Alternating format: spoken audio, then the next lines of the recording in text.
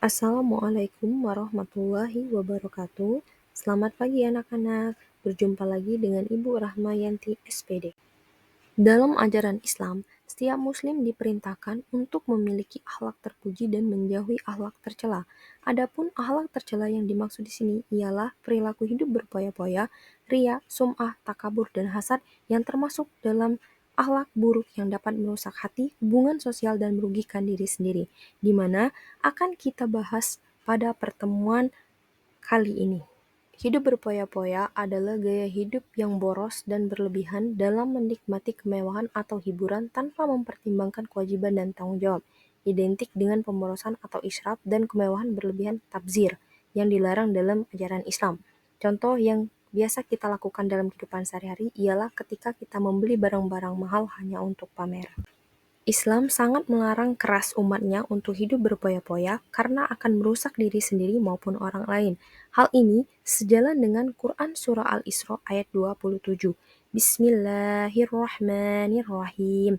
Innal mubazzirina kanu ikhwana sayatin.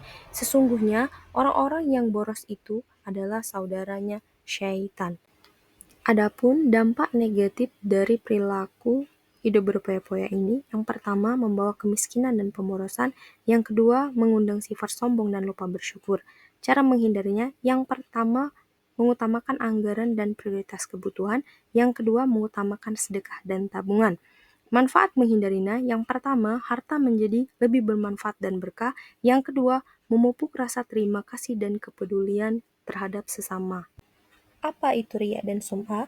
Riya berasal dari bahasa Arab riya yang berarti melihat atau menampilkan. Sedangkan menurut para ulama, riya adalah melakukan suatu ibadah atau amal kebaikan dengan tujuan dilihat dan dipuji oleh manusia bukan semata-mata karena Allah Subhanahu wa taala. Contohnya ialah ketika seseorang sholat dengan khusyuk hanya ketika ada orang yang melihatnya agar dianggap taat. Adapun ayat Al-Quran yang membahas tentang larangan berbuat riya ialah Quran Surah Al-Baqarah ayat 264.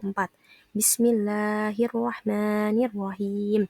Ya ayyuhalladzina amanu la tubtilu sadaqatikum bil manni wal adha. Artinya, hai orang-orang yang beriman, janganlah kamu menghilangkan pahala sedekahmu dengan menyebut-nyebutnya dan menyakiti perasaan si penerima. Dampak negatif dari sifat riya, yang pertama, amal tertolak di sisi Allah, yang kedua, menimbulkan sifat sombong. Cara menghindari sifat riya, yang pertama, meluruskan niat sebelum beramal, yang kedua, mengingat bahwa pujian manusia tidak kekal. Manfaat menghindari sifat riya, pertama, amal lebih ikhlas karena Allah, yang kedua, hati lebih tenang dan rendah hati.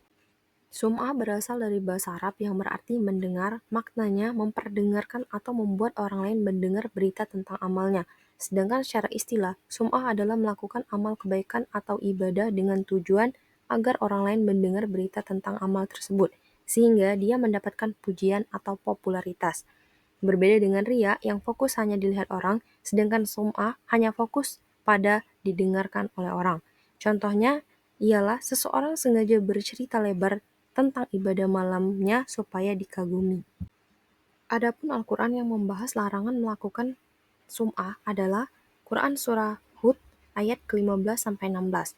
Barang siapa menghendaki kehidupan dunia dan perhiasannya, niscaya kami berikan kepada mereka balasan amal mereka di dunia ini, termasuk orang yang beramal hanya untuk didengar atau dipuji.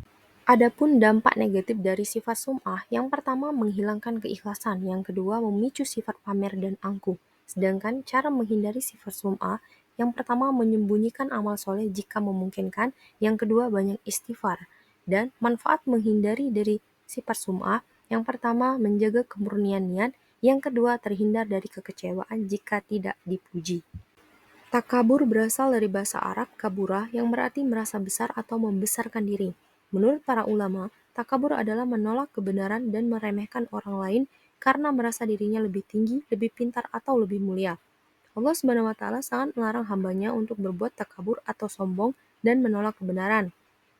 Hal ini tertuang dalam Quran Surah Al-Luqman ayat 18 yang berbunyi, dan janganlah kamu memalingkan mukamu dari manusia karena sombong, Dan janganlah kamu berjalan di muka bumi dengan angkuh. Sesungguhnya Allah tidak menyukai orang-orang yang sombong lagi membanggakan diri. Adapun dampak negatif dari sifat takabur ini ialah yang pertama menumbuhkan kebencian sosial, yang kedua menghalangi ilmu dan kebenaran.